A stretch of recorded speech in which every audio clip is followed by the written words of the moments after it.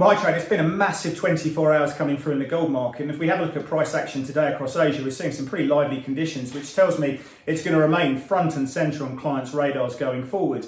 Now, we did see an all-time high closing level in the US. We've seen all-time highest levels playing through in Asia today. We've seen price move up to 24.82 before a few sellers have manifested and kicked this a little bit lower. But we are seeing all-time highs in not just in US dollar terms, but in Singapore dollars, Japanese yen, Chinese yuan terms. And it's not a million miles away from the all-time highs intraday basis in Euro, Aussie and Swiss franc terms as well. So it's not just been a weak US dollar story that's really manifested in these all-time highs. There's been real investor demand that's pushed this one higher, and systematic traders looking to chase this move higher in the mix as well. Now, what we have seen on the technical side is gold in US dollar terms, XAUUSD, has been trading in this 24.50, 22.85 range really since mid-April, and we've emphatically broken out to the top side. Now, the question traders are asking themselves today is price a little bit overcooked, a little bit overextended, and we do pull back perhaps, say, to the 24, 45-day exponential moving average, perhaps back down to the breakout area? Or do we see price kick higher going forward and people looking to chase this move once again? And are we looking to test the 2,500 level? That's the question we're going to be asking going forward. Now, if we have a look at the flows taking place, we can go into the ETF side of things and see that in the GDX, we saw the second biggest amount of inflows going into there on the session yesterday. The GDX was up 3.5%. And on the GLD, we saw the third biggest amount of inflows playing through of the year. And that tells you that ETFs are starting to support the price as well.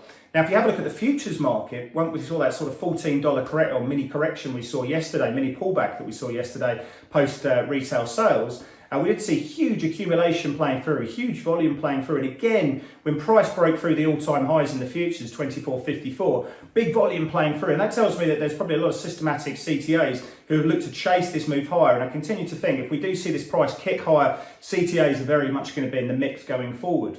Now, we have a look at the options market. We can see 1 week risk reversals, which look at the implied volatility in calls relative to the implied volatility in puts. And we can see that trading around 1.2 vols premium. That tells me that people have been better buyers of call volatility relative to puts, which tells me that, that we're seeing very positive expectations of movement, but it's not particularly at levels which are extended to be fair on that situation. And we can also see 1 month implied volatility is trading around 14.9%. So people are expecting greater movement playing through, and we're seeing that today in the floors.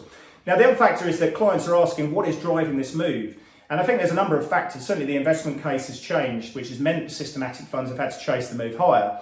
And what we've been seeing is firstly on the rate side of things, we can see that people are expecting the Fed to cut rates going forward. We can see that the September Fed meeting is 100% priced for a 25 basis point cut. We can look further afield to December, we can see 62 basis points of cuts being priced in there. So the market is toying with the idea of whether we get 2 or 3 rate cuts by the end of the year. And if we look really far out afield into 2-year rates, we can see 190 basis points of cuts. So the market's saying we could get 7.6 or 7.5 rate cuts playing through by that time. I think that's probably fully priced, to be fair. I can't see a situation that we get 9 or 10 cuts playing through unless we are really talking about needing to stimulate and a recessionary environment playing through. So I'd say that the rates market's fairly well priced at this point.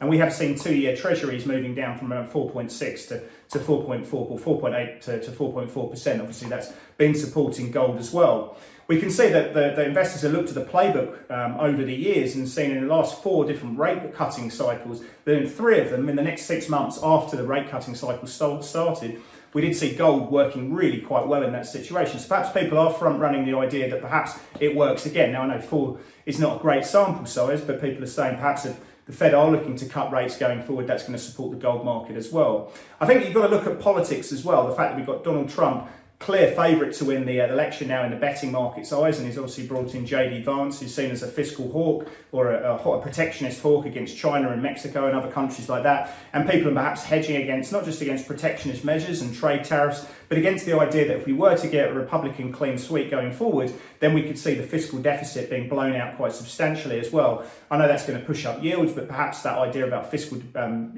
recklessness could be seeing people looking to hedge out against that situation. And as that's pushed greater propensity to put gold into the portfolio, we've seen people looking to chase the price as well. Now, we have seen obviously the PBOC looking to cut back on buying gold as a percentage of reserves, but other EM central banks continue to buy gold as well. Notably, Zimbabwe have been talking about how much gold they've been buying recently. And there's other factors at play, but we are seeing rates really support gold. We've seen real rates moving lower to new lows. and we've been seeing people looking to hedge against political issues that have been playing through as well. So the question of the day is, do we pull back to 2440? Do we pull back to the breakout? Or does the market look to support this and push this up to 2500? That's what we're watching. Trade it with Pepperstone.